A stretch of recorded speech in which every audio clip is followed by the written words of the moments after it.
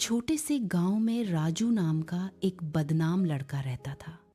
गांव में शायद ही कोई ऐसा व्यक्ति हो जो उससे परेशान न रहा हो।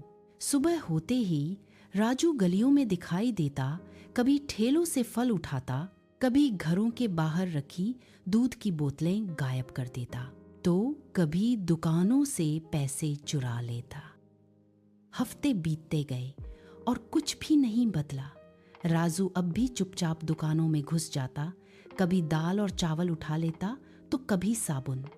मौका मिलते ही वह सब लेकर बिना किसी आवाज के गलियों में गायब हो जाता। एक दिन गांव के सभी लोग इकट्ठा हुए और राजू को लेकर आपस में चर्चा करने लगे कि उसके बारे में क्या किया जाए। चोरी के बाद दुकानदार राजू का पीछा करते। खेतों से दूर गांव के आखिरी छोर पर एक पुरानी टूटी फूटी झोपड़ी थी। राजू उसमें दाखिल हुआ। गांव वाले सभी उसके घर के बाहर इकट्ठा हो गए और टूटी हुई खिड़की से भीतर झांकने लगे। अंदर जो दृश्य उन्होंने देखा उसने उन्हें हक्का बक्का कर दिया। राजू की माँ बिस्तर पर बीमार पड़ी थी। राजू उसके पास खड़ा मुस्कुरा रहा था, हाथ में चावल की थैली और दूध की बोतल लिए हुए। माँ ने धीमी आवाज में पूछा, ये सब कहाँ से लाए?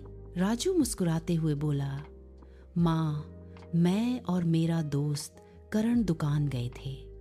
उसकी माँ ने हमें चावल और दूध लाने को कहा था। उन्होंने बहुत प्यार से मेरे लिए भी थोड़ा बांध दिया। यह कहते ही राजू झोपड़ी के दूसरे कोने की ओर दौड़ पड़ा और जल्दी जल्दी खाना बनाने में जुट गया।